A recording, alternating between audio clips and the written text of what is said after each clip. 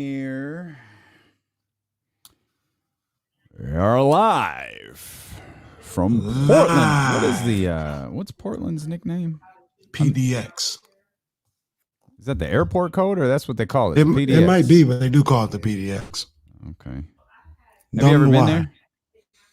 Briefly, in like high school, I went to a basketball tournament, and that's definitely in Portland. We were in Beaverton, though. We were in Beaverton, Oregon.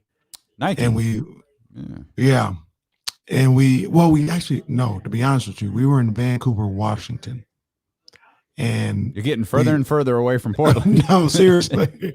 And we went into Portland, and I think they we're going to go to the Nike store. And it was the Nike store, not the employee store. Oh. So we were like, oh yeah, cool. And then we went to Nike Town. Man, that employee store is guest list only, bruh. Man, oh man. Guest list only. They check your ID when you walk in there. They're like, who you with? Who you with? All right. Come on in. Boy. Cade Cunningham down. I hope it's just an ankle. Uh-oh. Let's see. Hold on now.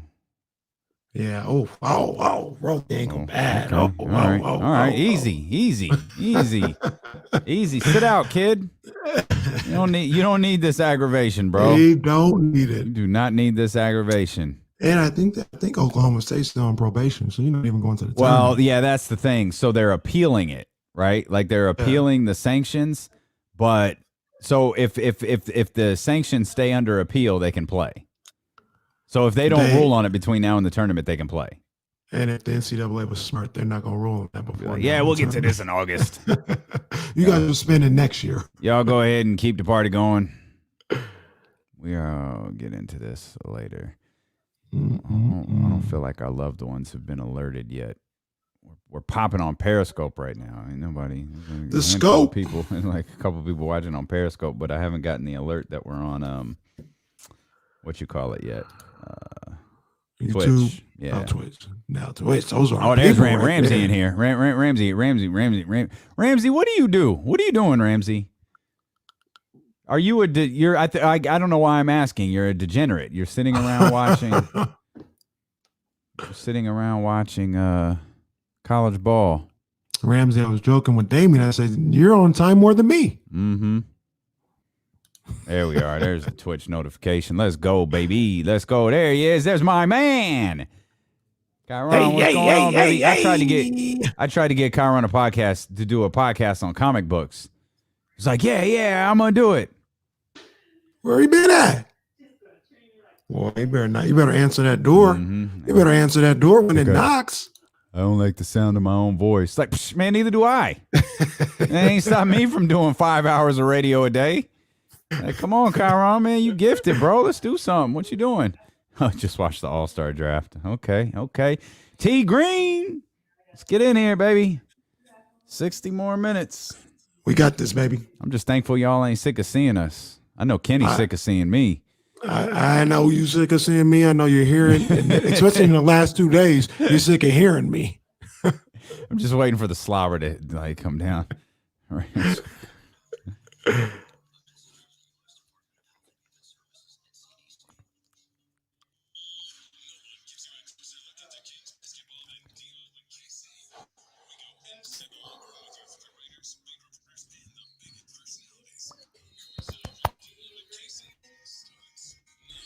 It absolutely does. The final game before the All-Star break, your Sacramento Kings coming off a 123-120 win versus the Los Angeles Lakers-ish.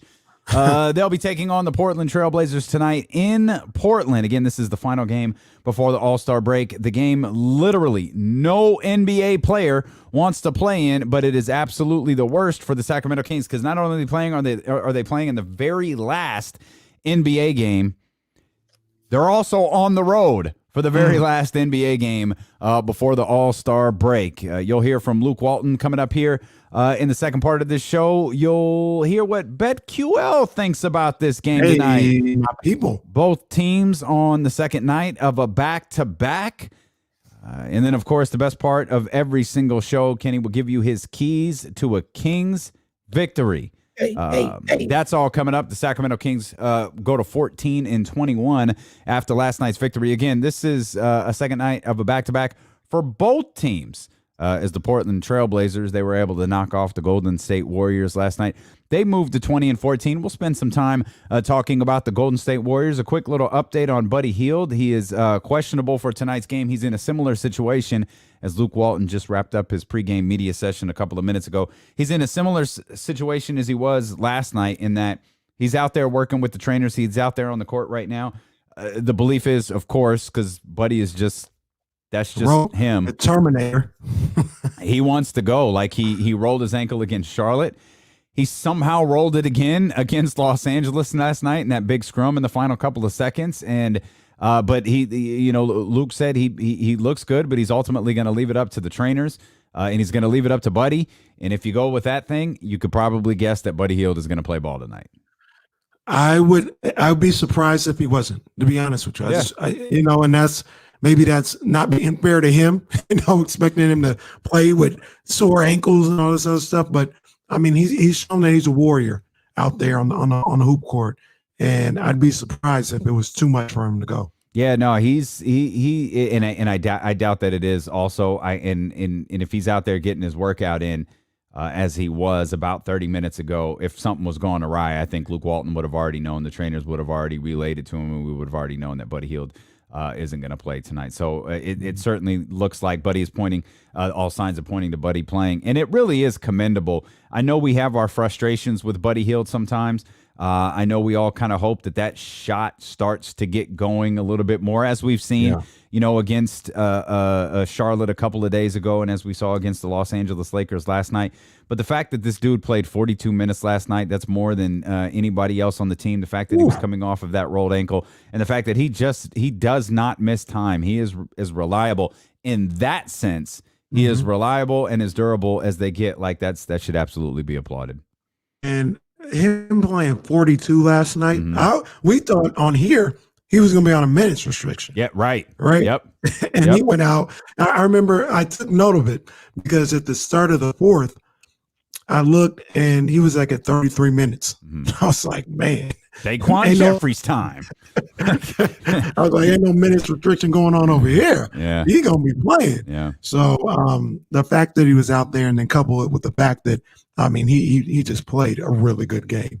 20, what do you got? 29, 6 and 6. That's it. Really good game. Yeah, that's it, man. And that's again, when you look for reasons to commend him through the frustration, because I feel like as we like to say, and as so many people like to say, keep that same energy. Well, we puff our chest out when he shoots poorly, when he has stretches of bad play, or when he makes bonehead plays. I'll puff my chest out and keep that same energy when I praise him for the fact that I don't think there are very many. I don't know that there's another player on the Sacramento Kings. I don't know how many players in the league in general work as hard. I mean, I think with Kobe, retired, of course, gone. The standard bearer for that is LeBron James now. I don't know where Buddy ranks with LeBron James. We obviously hear stories. Buddy isn't covered the same way LeBron James is in terms of sinking $1 million into his physique and his, the care of his body.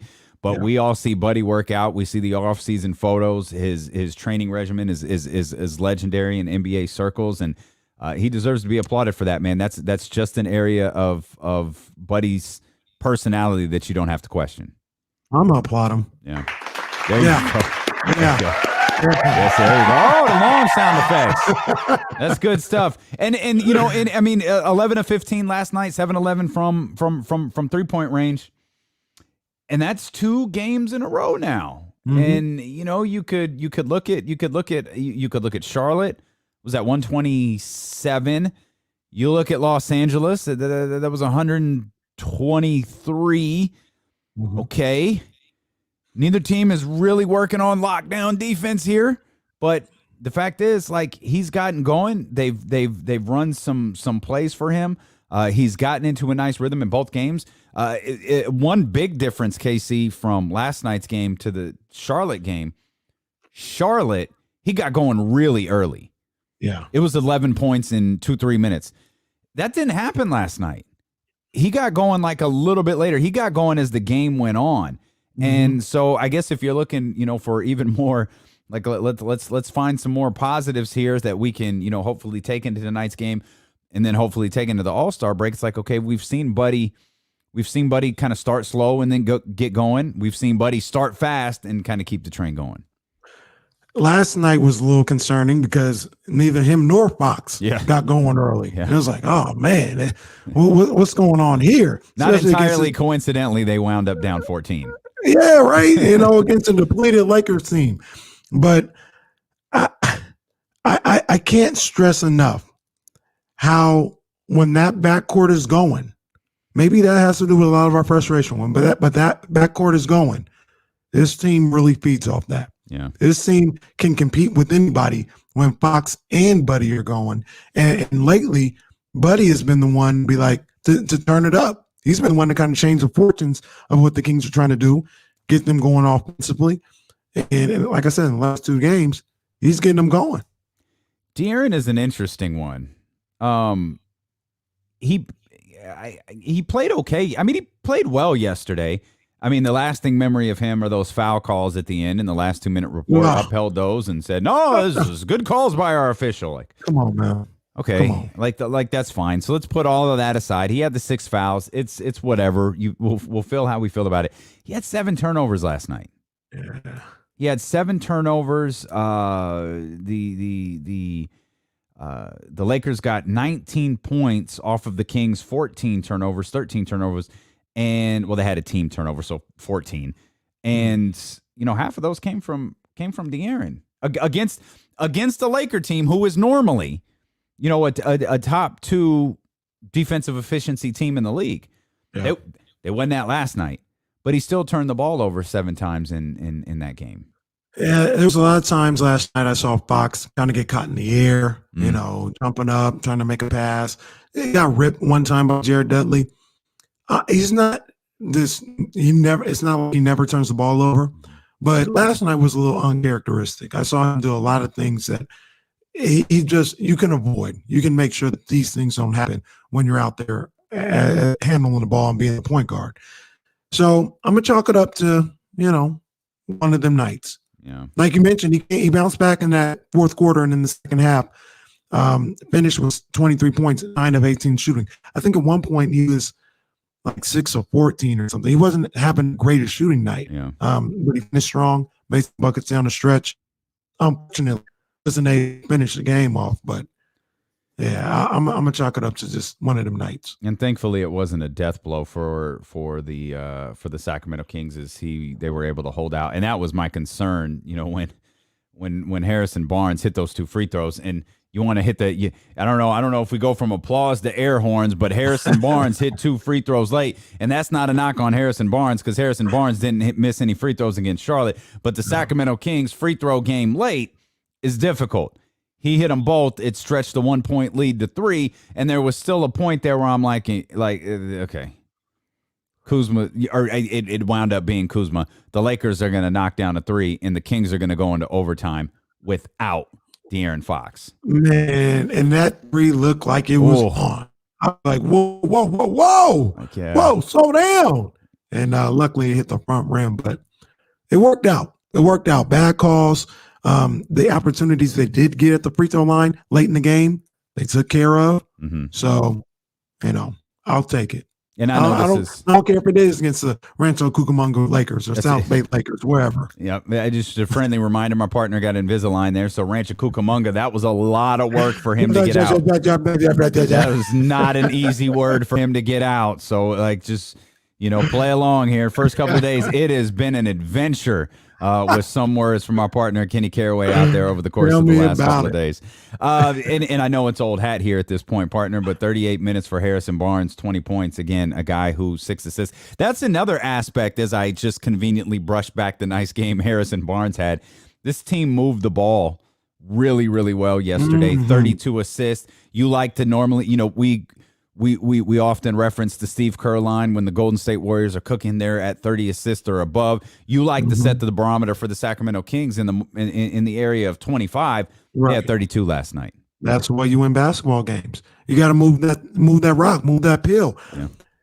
Getting easy shots by moving the ball it's going to lead to a high, what they shoot, 60%, right? Yep. It's going to lead to a high percentage like that because you're going to get easy looks because it's not just somebody going one-on-one. Defense gets a chance to help.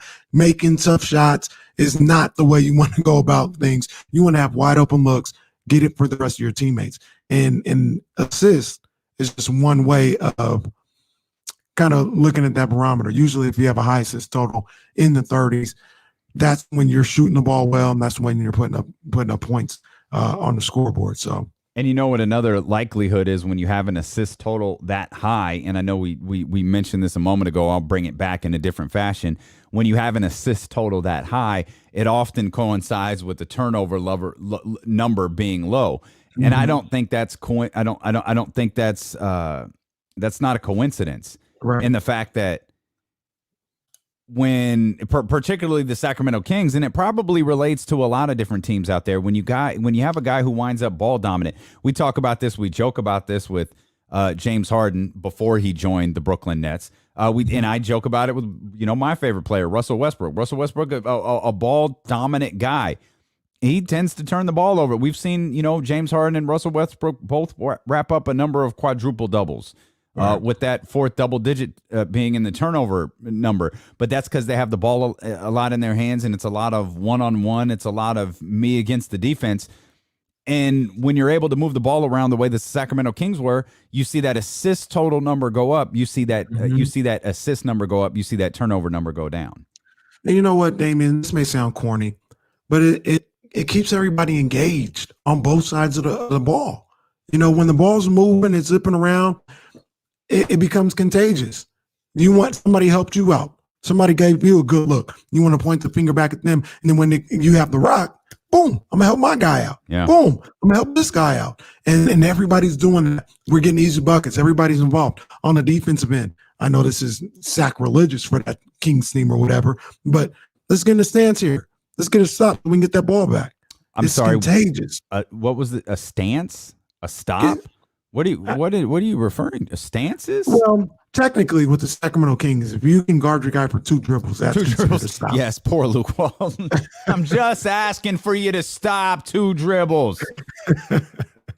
Oh, poor Luke Walton, man. But yeah, I guess that is the stance that you were referring to in the defense. And since you took us there, I guess that's the downside of last night's game. It's the downside of this stretch of basketball. It's really the downside of this season, last season, and seemingly forever with this team. It doesn't matter who the coach is. They can't play defense. LeBron James against Phoenix a couple of nights ago, 38 points. 26 of them in the restricted area. The Los Angeles Lakers had 104. Last night, no LeBron James, no Anthony Davis. They put up 120. Come on, man. Against the Sacramento Kings. Come on now. Like, it's just them, though. It's this personnel, Damien. This personnel, it may be as simple as getting one person that can help the defense and change the whole attitude of what they want to do. But this particular personnel, that's just what they're going to do. They're gonna give up points. That's just what it is. I just don't. Can you remember? I know this was a while ago. If you could take yourself back to early January, eons ago, when the Kings were 3-1, and we sat together. It might not even been January. It might have been December. I think we're still in December. I think we were, because we were talking about is this team really better defensively? Like, are we seeing a big turnaround from what we saw last year? We asked Marshall Harris, who's going to join us tomorrow on D-Lo and KC from 12 to 4. Hey, you really think this team's better defensively? So remember, with defense, it's effort. One of the biggest things about defense is effort. So when we see them giving up 120, when we see them giving up 127, and their average over the course of the last, we've got to be up to now 13 games, it's about 121 and a half. If it's effort, KC, if that's really what defense is all about, and I know there's communication involved, as Tyrese Halliburton told us yesterday. I know if it's effort first, where's the effort for this team on the defensive end? It's effort, but it's also attention to detail, staying mentally focused, staying mentally engaged. You can run around and give maximum effort all you want. Mm-hmm. If you're not mentally engaged and closing out the right way or helping the right guy or not overcommitting to a drive or something like that, it don't matter. Like I can run around with like a chicken with my head cut off all around the court. That don't mean I'm playing good defense. Mm-hmm. I have to be mentally engaged. I have to be locked in. And too many times with this team, they just lose focus on the defensive end. That has a lot to do with it. Take for example, Marvin Bagley. Now, if you just look at Marvin Bagley when he plays defense, more times than not, do you think he's not trying? No. Like he looks like he's trying. He's in a stance, he's doing stuff, but he doesn't stay mentally engaged all the time to do the things he needs to do to come up with a stop. And I think that's the problem with this team as a whole. I just use him as an example because he actually looks like he's out there, like I'm in a stance, I'm digging down, I'm ready to play, but he doesn't, say what the scouting report is like. This guy likes to come back to his left. He'll go to the right. Marvin will cut him off too hard and allow him to go back to his left. No stuff like that. You know what I mean? And I feel like they lose focus entirely too much mentally on the defensive side. I should mention for those listening on radio.com, the radio.com app, and for those listening on the radio, the good old-fashioned radio, ESPN 1320 AM. We're live on twitch.tv/ESPN 1320. If you ever want to watch along with the show, we do Courtside live there. We also do D-Lo and Casey live there 12 to 4, Monday through Friday. We're also available on YouTube on the ESPN 1320 YouTube channel. And part of that is we, interact with the people who are watching us. And Ramsey, one of our, most loyal supporters here, he noted something, and I want to tie this into what you were just saying a second ago, because he says the Kings try to help the helper way too much on defense. And I go back to a specific play, and I can't remember who it was, but you have a significantly better memory than I do. Marvin. Daquan and Marvin and who? In New York. Okay, that's right. It was Obi Toppin working against Daquan. Marvin comes over to help after the shot goes in the air. He leaves his man, and I don't remember who his man was. But Taj Gibson. Taj Gibson. I told you have a memory better than an elephant.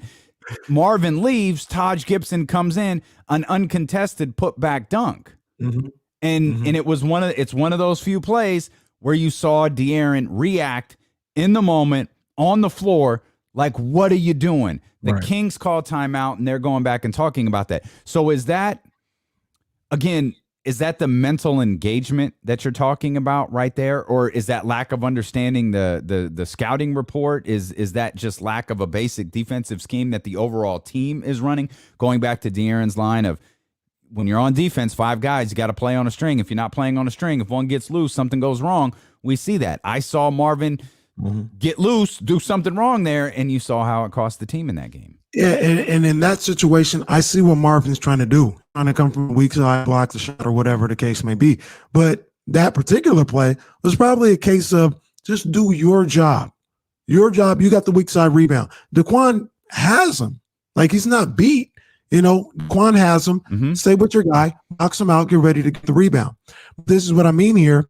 When effort wasn't an issue right there for Marvin. Marvin came from the other side of the key, tried to block the shot. He gave effort, but effort without purpose, that's where we get in those situations right there where you're just not staying mentally engaged and you're leaving a hole open that somebody else has to cover up for. And right now, the Kings are not in a position where they're just in with second nature covering up each other's holes. And you know what was funny about that is I saw yesterday, it was Montrezl Harrell. I saw a similar play with Montrez, but you know what he didn't do? In that play that we're talking about, Daquan and Obi Toppin are working. Obi Toppin's got the ball. He's trying to back Daquan down. Marvin comes over as the shot's in the air, and he attempts to block the shot. As in the play yesterday, Montrezl Harrell went over but didn't jump. He went over and put the fear of Montrezl Harrell in, and then came back and didn't leave. I think it was Rashawn Holmes in that place open in the middle of the key, not open for a pass or open for a putback. Like, he went out and then immediately dropped back just to kind of put that, hey, I'm here, you see me, I'm dropping back, and the shot's in the air, and they missed. Montrezl Harrell got the rebound. The Lakers pushed the ball up the floor. And you also got a scouting report. It's being around the league and understanding that how to play certain people. I bet Montrezl Harrell right there in that situation went for the help, and no disrespect to him, but saw Rashawn Holmes and was like, this isn't exactly Akeem Olajuwon in the post. Sure. I think there's a good chance it might come off. But Rashawn can hit a putback just as if Taj Gibson can hit a putback, Rashawn Holmes can. No, you mean Rashawn Holmes was the guy he would have left and come back down there. Absolutely. So you stay home on a Rashawn Holmes and you take your chances boxing him out and trying to get that rebound. But I think it goes to understanding who you're playing against, and then again, 5 guys on a string, understanding the game plan. And hey, the Lakers don't get a pass last night. I'm not applauding the Lakers for what they did defensively. They were terrible. They were terrible defensively. And Frank Vogel, hey, all-star break, everybody go home. They knew they were bad defensively yesterday, and I'm confident they told him about it. I'm confident, LeBron James is going to tell them about it. Like, they didn't play well defensively yesterday. And the other thing about that, though, Damian, that maybe, we got on Luke a little bit earlier in the week for talking about this, and, people don't necessarily want to hear it. But Montrezl Harrell probably been in the league, 7 years? And he understands these things. Marvin Bagley, the last thing that young players get in this league is their defensive IQ. You know what I mean? And understanding how to play defense and what to do at the NBA level. That's the last thing they get. And I'm sorry. He's calling in for a second day in a row. Yeah, just a moment. Tyrese Halliburton is on the phone for you. He'd like to speak. Tyrese Halliburton is special. He called yesterday. He wants to talk to you again though about that. Defensive IQ is the last thing for a young player to get. Tyrese Halliburton is a special defensive True player. Story. He is not your average rookie coming in to play defense. So typically, that's what I'm saying. Typically, that's the last thing. And Marvin Bagley, we just got to 82 games earlier this year? Yeah, earlier this year. Yeah. He's still trying to learn how to play defense. And we've seen improvement. Like, we've seen him do things better as the season has gone on. That's one thing in that particular play. And maybe he's even learned from that play. You know what I mean? But, that's some grown brains going on. That's the weird thing. Like, Marvin's improving. Okay. We've seen flashes. I think we've seen moments where Marvin's actually played well defensively. Short spurts, moments, like literal moments. We've seen the same from Buddy. So if you were to look at the starting lineup of the Sacramento Kings, not trying to, go hard at him, but I just named the team's 2 worst defenders, right? Or in terms of the guys who play, those are the worst defenders, right? Yeah. But we've seen them do it. Like, why can we see flashes? Why can we see moments? Are those just moments of mental engagement? Are those stretches of mental engagement? Like, they're capable. Hell, we can go back a couple of years with De'Aaron, and I'm speaking only of De'Aaron. We can go back to the Dave Yeager year. And we saw De'Aaron win games for the Kings defensively. Yeah. We saw it. That was a couple of seasons ago. I don't feel like De'Aaron has grown on the defensive side of the ball at all. You're right. He's about the same, but he's solid. But he can be, like, I think he can be one of my predictions this year was De'Aaron's going to be a really, really good defender. Hasn't worked out for me so far in terms of that prediction. But the point I'm making is we've seen moments of it. Why are the moments so fleeting with this team when we know they can do it? One thing, I'm gonna go individually, just the 3 that you mentioned. So De'Aaron Fox, I think there's just a lot on his plate, like a lot. You know what I mean? And to ask him to be an all defensive player and score 25 points a night and hand out 10 assists, there's a lot. I don't know if he's ready for that right now. You know what I'm saying? Like, That's a lot. Buddy Hield, I just don't think Buddy Hield doesn't have the best defensive IQ. You know what I mean? Like, the understanding of what to do. He's a prime example of he'll go hard, like he goes hard, but sometimes it's without purpose. Marvin Bagley, I'm going to tell you a really quick story. I was listening to something. I forgot what I was listening to. Dame Lillard did a post-game press conference or post-game interview after the game last night against the Warriors. And to kind of win the game, he hit a 3, came back down, drew a charge on Draymond Green. And they asked him, they said, Dame, what happened on that last defensive play? And he just said, well, Steph Curry had the ball here, and we know that when they don't go a double, Draymond likes to do this, and he gets the ball and he drives, and I didn't even think about it. I just saw when he got the ball, I knew where I had to be on this next. Like, just went over and over this thing with like 15 steps, all in a matter of 3 seconds. Mm-hmm. And a lot of that comes, one of the things he says is, when he does this, I know he likes to do this. He's seen these guys enough. He's seen the NBA enough where it's reactionary now. He knows tendencies and things of that nature. That was a tough one. He knows tendencies and things of that nature, right? And it's instinctual at this point. And I bet you Dame Lillard couldn't do that in his second, third, fourth year in the league. It comes with time and understanding the league. And they may never reach that point. I'm not saying because you're talking about a top 5 player in the league. But Dame's not a top 5 defender in the league, but he's smart. He understands the game. He understands tendencies. Sure. And so that's the hope. Like I said, there's no guarantee. They could be in the league like Buddy Hield. He can be in the league 12 years. I don't think he's going to be able to do those type of things, but I think De'Aaron is capable, man, and I think that's one of the more frustrating aspects of this team and not being a good defensive team is I think De'Aaron is capable. Mm-hmm. I think Rashawn Holmes is capable. I think Rashawn Holmes is like I don't even know if this is a term, and if it's not, let's use it. He's a finesse defender, whereas maybe he's not gonna, like you just laid out how intellectual Dame Lillard is. How he's a smart defense, like he knows what to do in those situations. Right. Rashawn is going to beat you with he's going to try to beat you with athleticism. He's going to be 10 steps late, but he still might be able to block that shot.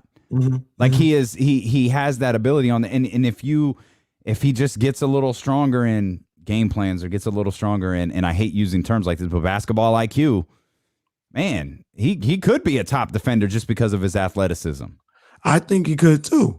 I also think Rashawn is kind of playing out of position. I've always thought that. Yeah, I know you feel like that. We'll take a look around the National Basketball Association. A busy night, a good one tonight with the Celtics and the Raptors. That just went final. We'll give you an update on that. We'll hear what BetQL seems to think about the Kings and the Blazers tonight, where you want to lay your money. And you'll hear from Luke Walton. All of that is coming up as Courtside with D'Lo and KC continues here on Sacramento's #1 sports station, ESPN 1320.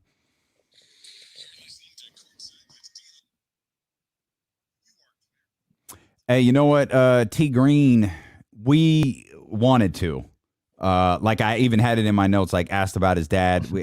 We just kind of, like we were really limited on time, and it just, I should have, like I kind of got generic and asked about his family, seeing his family during the All-Star break rather than letting him know we talked to his dad on draft night. But yeah, you're right. Like his dad was fantastic with us, and yeah, he's really good. That was an error on my part because it was definitely in our notes to do it.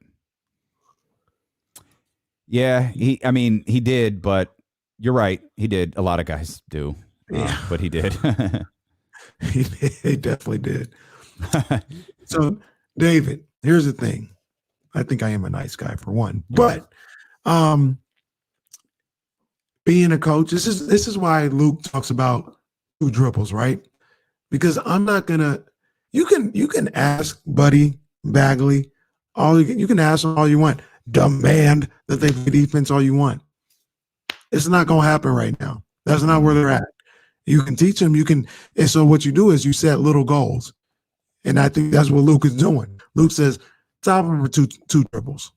Stop him for 2 dribbles. Do that. Let's strip it down and get down to their basics. Stop him for 2 dribbles, and then once they prove they can do that, I guarantee you'll come to him and be like, all right, you stopped them for 2 on the regular.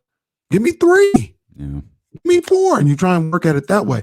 But just saying, go out and lock up, that's not who these guys are. And you're going to be banging your head against the wall.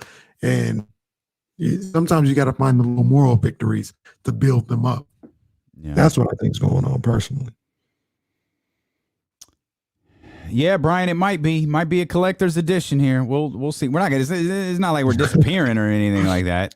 But collector's edition. Yeah, it's like a Top Shot. Now what it's called, right? This Courtside's gonna be worth $50,000. Y'all better get in on this, man. 50,000 for me yelling. Yeah. Yeah. Yeah. Charlie gets edition 1. That's for sure. Charlie.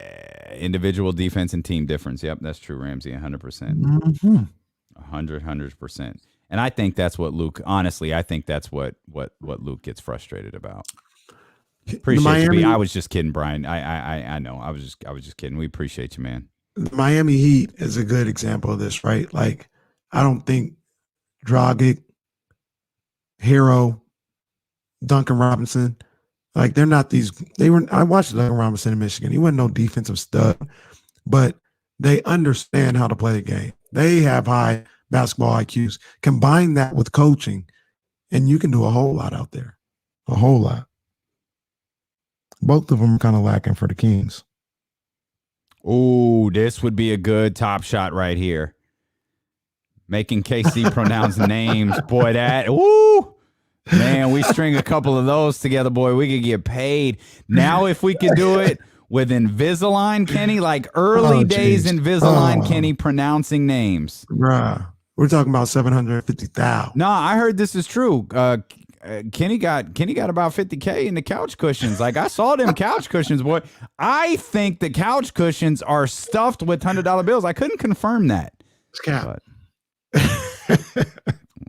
Casa de Caraway, trying to get my reservations for the summer, man. Waiting for the basketball court to go in. Pull up, baby, pull up. Oh, you know I am.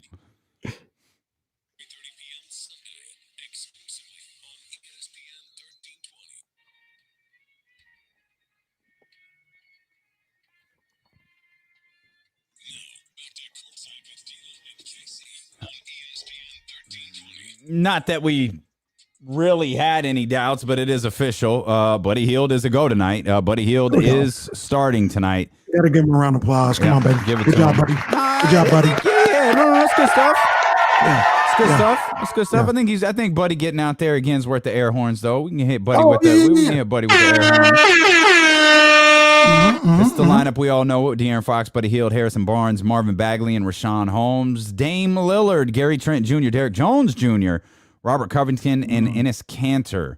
Starting lineup for the Portland Trailblazers tonight. Aside from injury, it's been the same starting lineup all year, right? Aside from injury, yes. Yeah.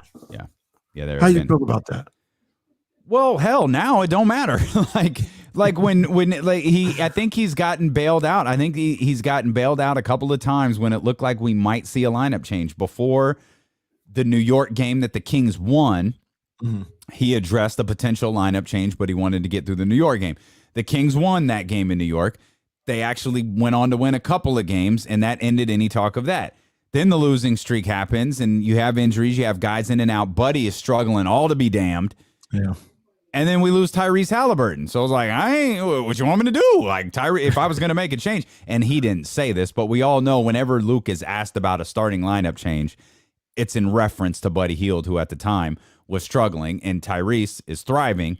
And then that got shut down. And I guess a couple of things that we haven't. Well, I keep forgetting. We were on yesterday with Courtside. I was going to mention, the two-time rookie of the month. We've got rising star honors. We had the all-star team selection was comedy, by the way. We're going to cover that tomorrow. We're going to cover that tomorrow. If you can find it on your DVR that's full of Atlantic 13 basketball or whatever you got on there, try to pull that up. It's a bit amusing. Let's take a look around the last two players selected played for the best team in the NBA. Oh, wow. Yeah. Let's take a look around the National Basketball Association. Wow. We mentioned a good one with the Celtics and the Raptors. To get their season back on track, and the Celtics are trying to figure some things out. But this was a really good win for the Celtics, who kind of head into the All-Star break with a little bit of momentum. Chris Boucher, don't feel so bad about him running over the Sacramento Kings. He had 30 and 5 tonight. Ooh. Jason Tatum, who's headed to Atlanta this weekend, he had 27, 12. And 5. Again, a big win, 132 to 125. Lots of points in that one. But the Celtics get the win. 8.5 seconds left in this one. The Washington Wizards, led by my guy, Yes, Russell sir. Westbrook, we'll give you an update on this one right now, but the Wizards are up 118 to 115 with 8.5 left in that one. Kawhi Leonard's got 22. Russell Westbrook, 27, 9, and 11. Oh. Let that shot go off in enough time for him to get the rebound and get himself another triple-double. Kenny Caraway's New York Knicks playing some good ball. Yes, sir. Playing some good ball right now. They're on the verge of getting over 500 again. 19 and 18 as well. They'll finish once they close this one out. They're up 107 to 98 on the Detroit Pistons. 2 minutes left in that one. First-time All-Star Julius Randle continues to perform extremely well. 23 points, 15 rebounds, 7 assists. Mason Plumlee following up his triple-double from last night. He's got 12, 12, and 4 to lead the Detroit Pistons, or at least as well as you can lead that team. You use that loosely, right? I know. That's my bad. The Nuggets up on the Pacers right now in Indiana, 78 to 70. Nikola Jokic, 15, 8, and 6. Miles Turner, 18, 9, and 3. The Bucks up on the Grizzlies right now. Still about 15 minutes left in that one, 77 to 72. Giannis, he's closing in on a triple-double with 18, 9, and 7. Again, a whole quarter left to play in that one. The Heat up 46 to 34 over the Pelicans. And then you've got the Thunder and the Spurs. They just finished the first quarter. Thunder up 27 to 24. 2 late games, of course, the Kings and the Blazers, which we'll all be focused on. And the Warriors, they've got their second night of a back-to-back as well. They'll be in Phoenix right now, who is just surging right now. I'm in on that. I might two-screen it tonight. You might, but I don't know if you know, no Curry and Draymond tonight. I ain't two-screening anything tonight. I ain't even worried about it. I was looking at Steph and Devin. I was like, give me that before the break. Never mind. Make the trip. No, I'm good. Yeah. I take that back. I will not. The only second screen will be the notes used for tomorrow's show. But we'll take a hard pass on watching a Stephless Golden State Warriors team against Devin. No Oubre either, as Ramsey lets us know. No Oubre. Okay, damn. It's like who the hell went to Phoenix then? I don't know. Watermaker. Good for them getting that All-Star break in, man. Why not? Man. Get that All-Star break in. A couple of other notes. Let's check out BetQL here. Hit the quick refresher. As of an hour ago, they had the Portland Trailblazers favored. They got the Kings right here with plus 3.5 with a projected score of Portland at 120 and Sacramento at 116.5. The over-under there set at 237. Now, they had the Kings last night. Yeah, 237, 120. Well, yeah, the second night of a back-to-back for both of them. Stick with that. Yeah, but look here. You mentioned that the Kings have gone up against the Hornets who don't play a lot of defense. Yeah. Lakers, who are decimated, don't play a lot of defense. I see where you're going. The Blazers, sure as hell don't play no defense. Points are getting put on the board tonight. Yeah, that's a good point. That's a solid point. And BetQL says take the underdog in this one. Go for the Kings. They don't like this. They don't like this number for the Portland Trailblazers. So consider taking the underdog in this one. Damian, let me ask you a question. You're, more so of an observer. I'm more the fan or whatever, but would you feel some type of way if the Kings won this one, going to the All-Star break winning 3 or 4? That's I think that's a good question. Because I think you made a great point earlier on D'Lo and KC, because it was weird for me to be the hype man. Like, we had Deuce and Mo on today, and we're talking, Deuce is covering the team. They're doing their night chats after, and I thought they'd come in like, hey, not bad. You're able to get a win tonight, 3 or 4, couple in a row. You got the win against Detroit. You got the hiccup with Charlotte. Not a bad way to go on the All-Star break. They weren't. They were like, nah, I don't know. The LeBron didn't play last night. The Detroit game was awful, but I think you hit the nail. Like you hit the nail on the head. That Charlotte game just kicked everybody in the butt. That was a gut punch. True gut punch. I don't want to do this. I don't want to do it. And then you have that game last night where it's like, yeah, it's the Lakers, but it's not. Like, it's a version of the Lakers. Like, it's not LeBron. Like, can you really celebrate, throwing, getting that win against the Lakers. Can you be excited about that? It's like, I mean, you're glad because you won. Right. You handled business, and that's what you've got to ask this team to do. It doesn't matter who the Lakers put out on the floor. It doesn't matter who the Portland Trailblazers put out on the floor. And this is a conversation for next week. Doesn't matter how many games the Houston Rockets have lost in a row. Oh, jeez. And the answer is 13.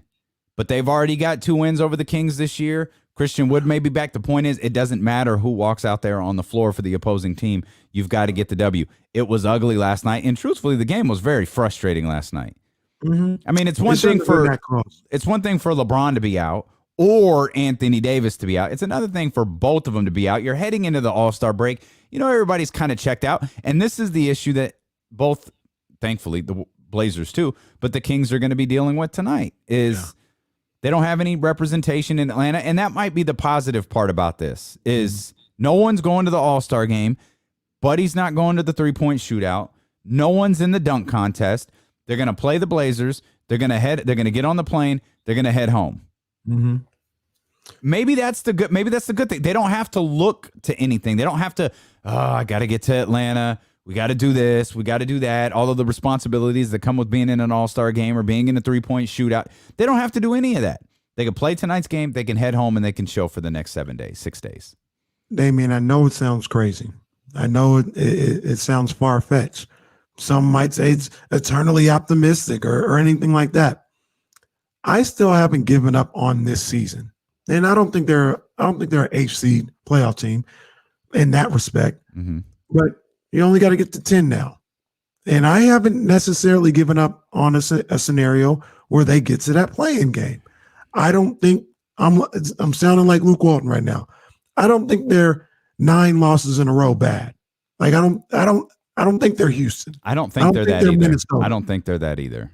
So I look for them in the second half, as long as they can stay healthy, to play better basketball. Then if I'm the Sacramento Kings, Sunday got the fan base. Sunday just got the fan base, right? Mm-hmm. I keep thinking about when you said, I don't want to do this no more. It reminded me of Martin when he faced Tommy Hearns and was stuck on the wall and he goes, Gina, I don't want to fight no more. I don't want to fight no more. Yeah.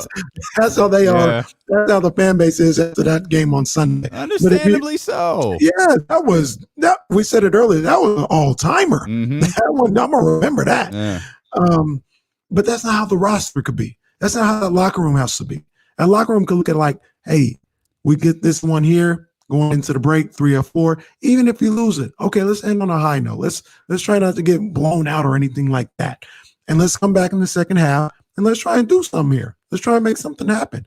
So like I said, I know I'm in the minority, but this particular season, it's not all done just yet. Yeah. I think there's a run for them just yet. Okay. What do you think about the Blazers? The Blazers, they've gotten a couple of the Blazers. They're also looking to win. Kings are looking at back-to-back wins in 3 or 4 headed into the All-Star break. The Blazers, they're trying to get their 3rd win in a row. They obviously got the hard-fought game against the Golden State Warriors last night with Dame Lillard hitting that game-winning 3 with 14 or 15 seconds or so. They got a win against the Hornets before that, so they've got a couple of victories heading into this. What's interesting about the Blazers is prior to those 2 victories, they had lost 4 in a row. Right. So they've been a team that is kind of, with CJ McCollum out of the lineup, in and out of the lineup, they're a team that has kind of been trying to get into that groove. And the Blazers, they're a second half team, but they're I think 6 games above 500 right now, so they're in a pretty good place. But this is a team that you mentioned there a moment ago, not really a defensive juggernaut. Not at all. The injuries have kind of gotten to them too. CJ McCollum, Yusuf Nurkic. Nice, not bad. Look, I knew how to say it, but I had to be careful. I had to slow it down a little bit. Yusuf, if you hadn't slowed it down, Yusuf with the Invisalign would have been eventful. Would have been eventful. I had to slow that one down. Yeah. But, those guys have been out. So Dame has been carrying a lot of the load. Carmelo's been playing great. And Enes Kanter He's been a guy that stepped in and picked up some of the slack. So surprisingly so to every Celtics fan everywhere. Like, oh, look. Yeah. These cats are playing some ball this year. Yeah, Okay. right. Okay. I know they feel some type of way. I'm talking about you feeling some type of way about the Kings. Oh, Celtics fans feeling some type of way about Enos showing the pulse. Yeah. So, I think Dame is showing his worth right now. And that's the thing. You've got Dame and you got Terry Stotts and you got that coaching staff. And I believe Terry Stotts can coach as many guys as needed out there to get the job done and just put guys in Blazers uniforms. And I think Terry Stotts can get the job done.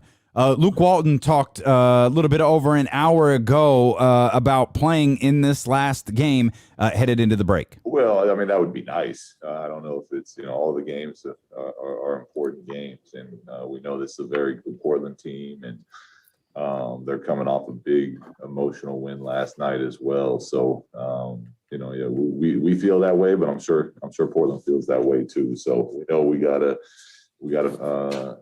find our competitive spirit, find our energy, find our energy again tonight, and really just give everything we have to try to go into the break feeling good about the game tonight. And there was a lot of talk about the All-Star break and the difficulty of playing this game and keeping everybody focused. Yeah, and I think it's always important to try to put yourself in other people's shoes and make decisions based on that. And part of how I believe doing things is I'll bring that up before the game tonight. I'll make the group aware of it and that I'm aware of it, and then challenge the heck out of them to we got one game left. I get where the mindset might be and where it's natural to be, but as professionals, our job is to come out tonight and really find it and give everything we have to the game for these few hours leading into the break.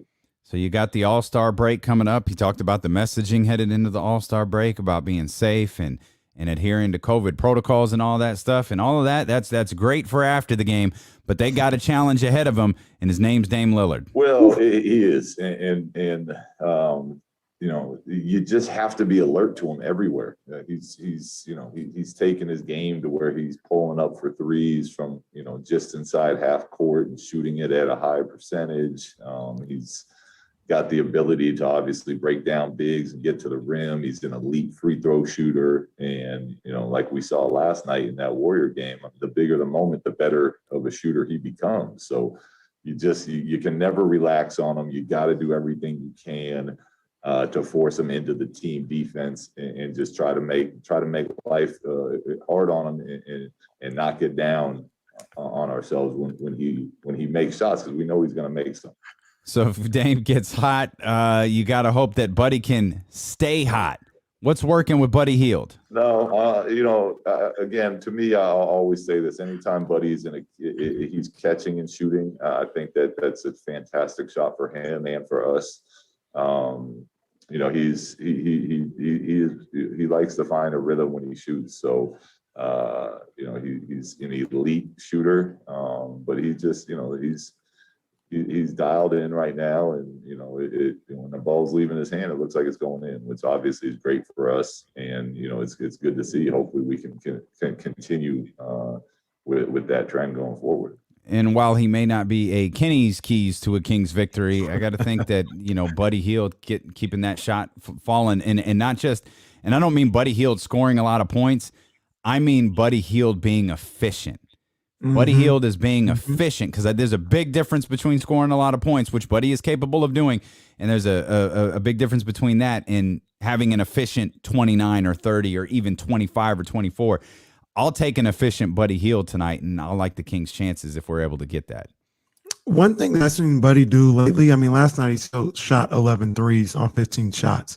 But I feel like saw him get out in the break. He had a little breakaway layup late in the fourth quarter. He took some drills inside, had a little floater inside, trying to get some variation in how he's getting his shots up. And he did it a little bit. Like I said, there's been times when he's shot 12 shots and 8 of them threes, and we got on him for that. So 4 shots inside the three-point line. That's not a lot, but I feel like I saw a little variation last night, and I want to see him incorporate that to his offense a little bit more. moving forward tonight and in the second half of the season. I just want to continue to see motion on the team too.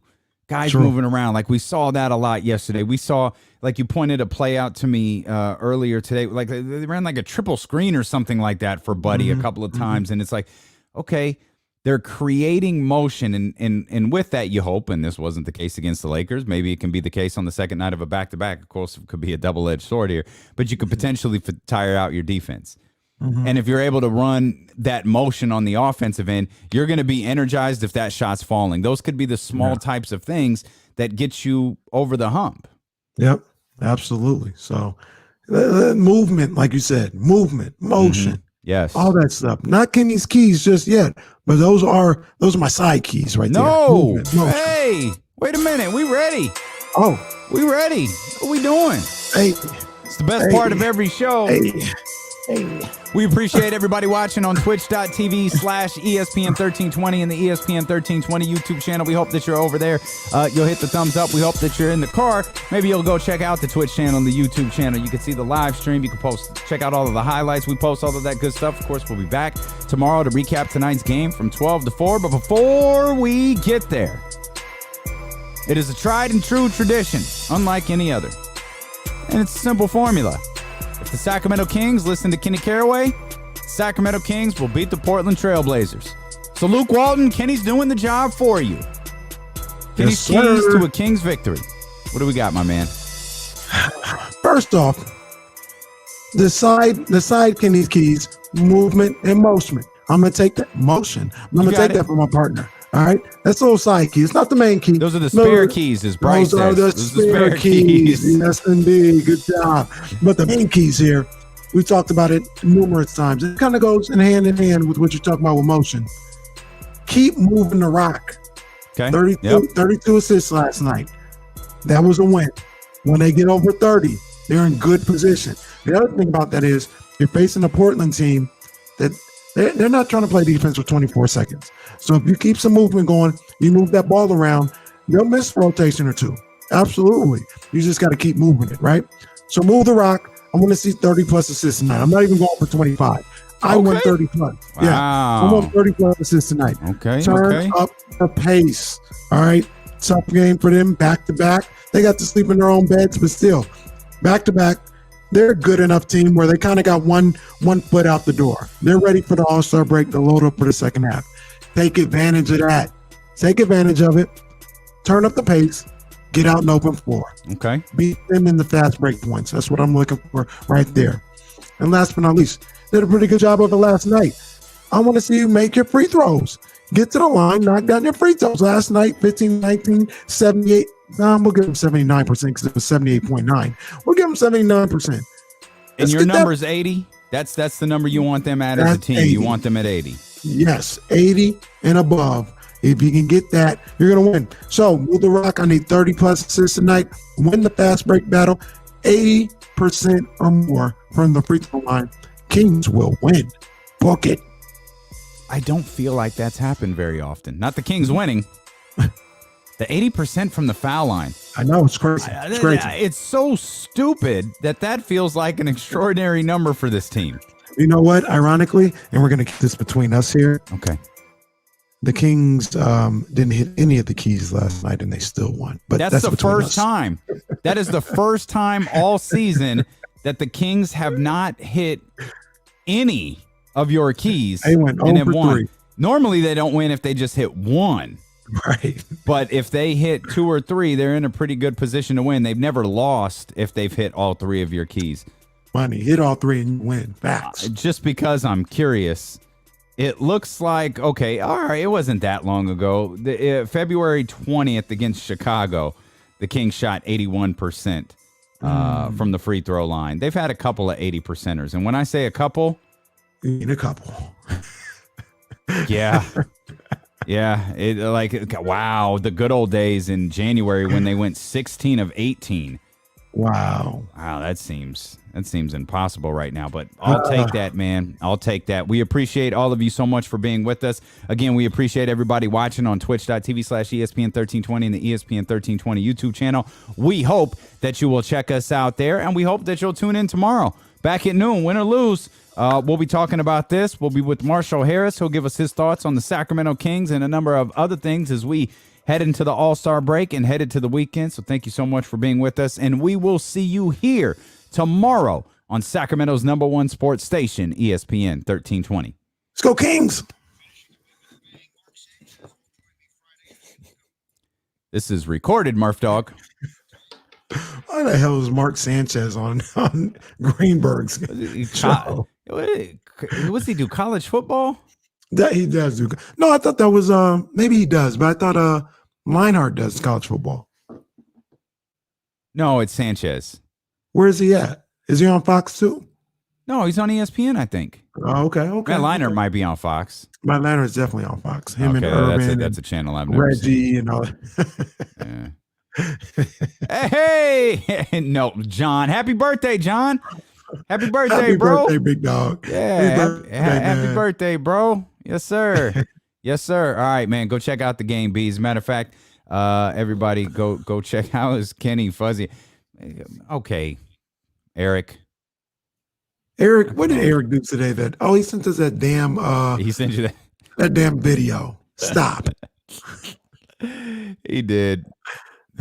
That's funny. All right, y'all. Go watch Kings basketball. I'm gonna go eat some food. I'm starving. I don't know what I'm about to do. I don't even did John just like pop in and leave? Did he not even know that we wished him a happy birthday? Damn, John, could you stick around for 5? Maybe he just tuned in to give us the view and left. Pretty much. Dang, John. I'm gonna do this in 10 seconds. Basically, I said if Luka with Donovan's stats was on the Utah Jazz, the #1 team in the West, he'd be the MVP candidate. Nobody mentions Donovan Mitchell. That's what I was saying. Yeah, Cole was all hot about it early. It's like, Cole, wait a minute. All right, John in here. John's no bitch ass. He know better. Okay. All right. Negative guy. Jeez. Go watch basketball, man. Go watch the Kings. We'll be back tomorrow at 12, man. Thank you guys as always. Eric, y'all are wild, man. And then I guess we'll just end with Murph giving us to give. Wow. Thanks, Murph. This shot is wild. Let's end with this. Go Kings. We'll see y'all tomorrow, man. Thanks.